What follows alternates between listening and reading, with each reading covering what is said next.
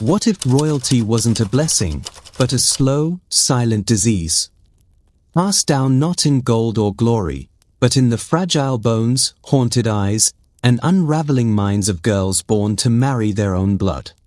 For hundreds of years, royal families across Europe and beyond made one devastating choice again and again: keep the bloodline pure, no matter the cost. The result?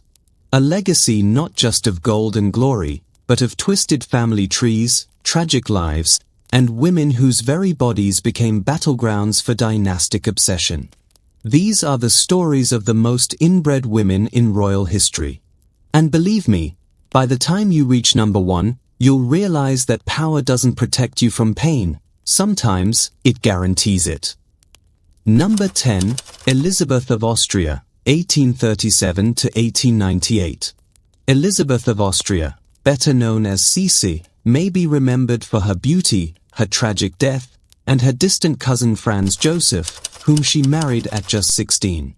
But behind the imperial romance lies a genealogy that ties her tightly to the same Habsburg web of repetitive lineage and royal isolation.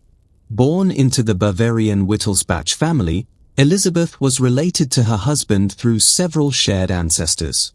Their marriage continued a long-standing tradition of cousin unions, dynastic matches made to preserve power at the expense of diversity.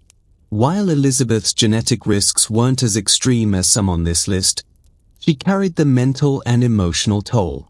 Plagued by anorexia, deep melancholy, and obsessive beauty rituals, Sisi spent much of her life traveling, fleeing court expectations, and perhaps something darker, the sense that she was trapped in a gilded cage built by blood.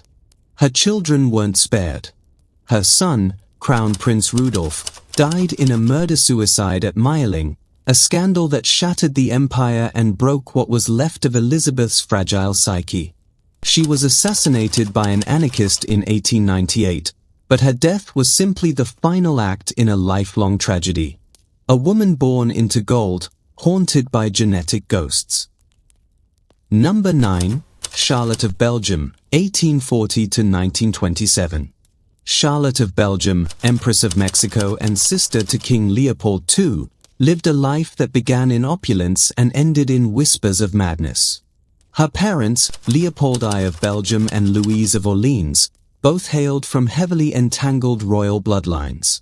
And her marriage, to none other than Archduke Maximilian of Austria, folded her even deeper into Habsburg genetics. At 17, Charlotte became an empress. At 27, she became a widow. After Maximilian's execution in 1867 by Mexican Republicans, Charlotte returned to Europe and began to unravel. She was consumed by delusions, convinced she was still a ruler, that enemies were poisoning her, that plots lurked in every hallway. She spent the next 60 years in near-total seclusion, shrouded in royal mystery. Was it schizophrenia? Bipolar disorder? Or was she simply another royal mind, too brittle, too pressured, too closely bred, cracking under a lineage stretched thin? Charlotte was not just a widow. She was a living monument to the dangers of dynastic obsession, her breakdown echoing across the same palaces that once celebrated her birth. Number 8, Catherine of Austria, 1507 to 1578. Catherine of Austria, Queen of Portugal, was born the youngest daughter of Joanna of Castile and Philip the Handsome. That's right, the same Joanna whose madness laid the foundation for one of Europe's most genetically damaged royal lines. Catherine married her double first cousin, King John III of Portugal. Their union was meant to solidify Iberian power. Instead, it exposed the cost of dynastic insularity. They had 9 children. None survived into adulthood. It was one of the most devastating maternal records in royal history.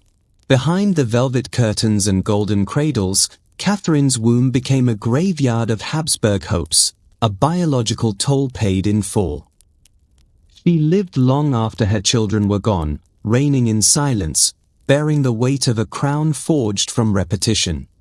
Number 7. Princess Alexia of Greece, born 1965. You'd think inbreeding was a relic of the past. But Princess Alexia of Greece, born in 1965, proves otherwise. The daughter of King Constantine II of Greece and Queen Anne-Marie of Denmark, Alexia is the product of not one, but two cousin marriages.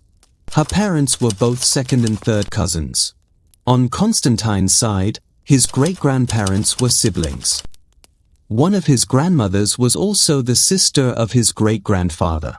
Anne-Marie's lineage brought its own tangled knots. Together, they tied a web that echoed the worst of royal tradition, long after monarchies began to fade. Alexia was born into a world that looked modern, but her genes carried the echoes of centuries. The double-related marriage of her parents is eerily similar to that of Queen Elizabeth II and Prince Philip, who also share common ancestors through Queen Victoria and Christian IX of Denmark. Though Alexia's life has been relatively quiet, her birth is a chilling reminder. Even in the 20th century, royalty couldn't fully quit its addiction to bloodline preservation. Number 6. Marie-Louise of Austria, 1791 to 1847. Born into the House of Habsburg, Europe's most notoriously inbred dynasty, Marie-Louise had only 4 unique great-grandparents. That's half the genetic diversity of a normal person. Why? Her parents, Emperor Francis II of Austria and Maria Theresa of Naples and Sicily, were double first cousins. Both sets of grandparents were siblings.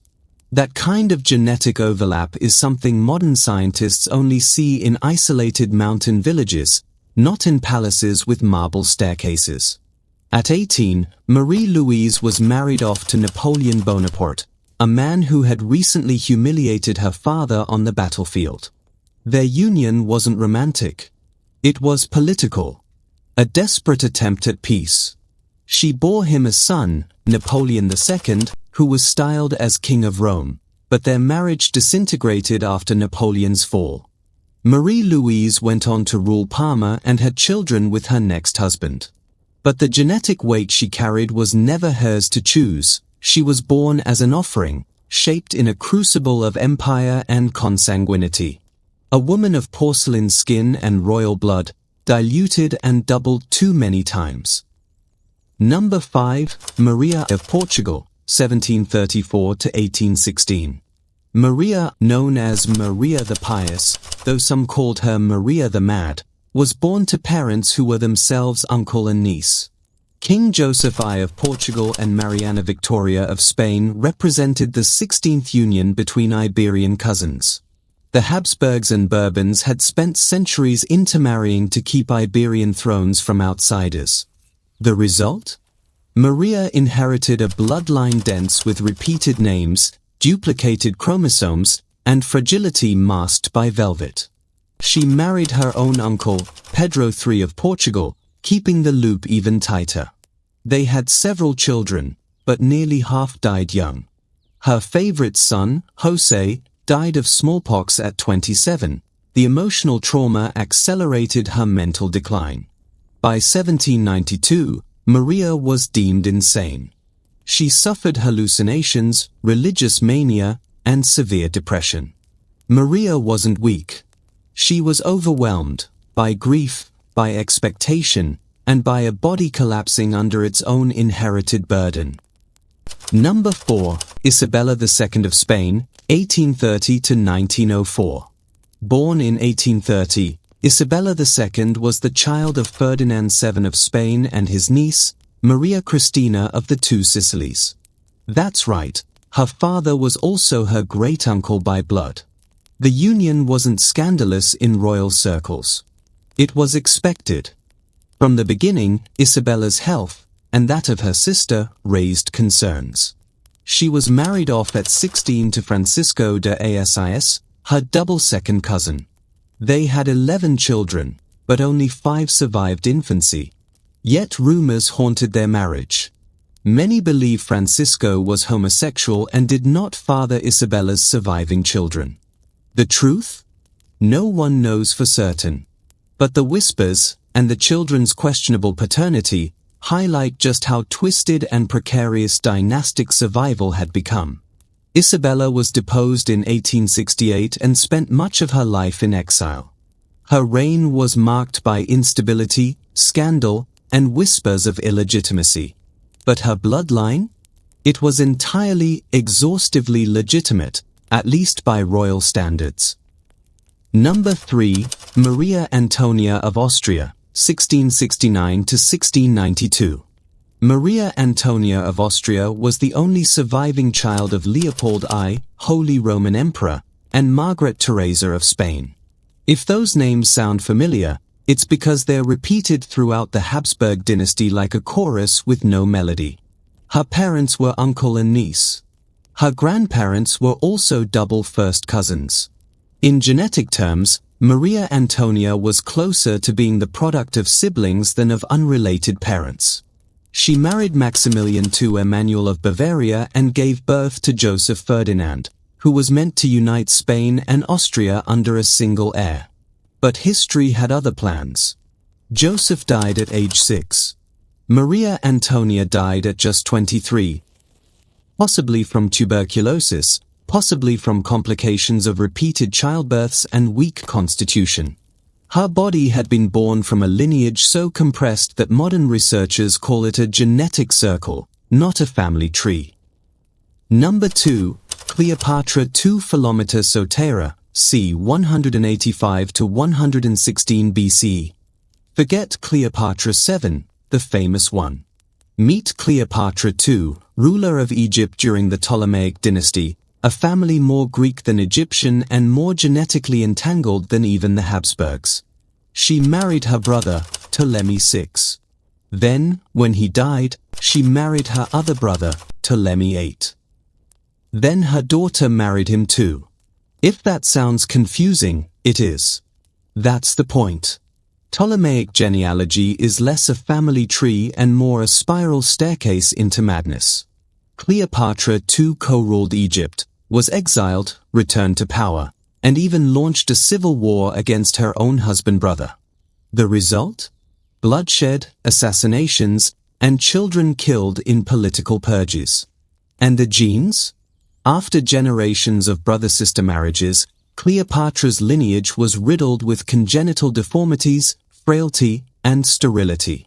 Her own descendants would bear the weight, and the collapse, of a dynasty obsessed with keeping outsiders out. Number 1. Joanna of Castile, 1479 to 1555. You've heard of her as Juana la Loca, Joanna the Mad. But what drove her madness?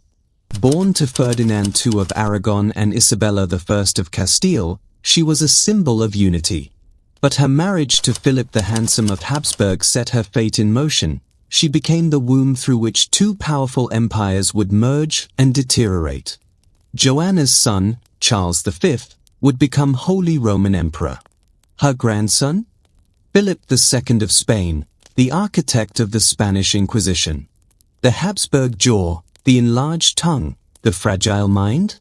All present. All passed on. Joanna's life unraveled after Philip's sudden death.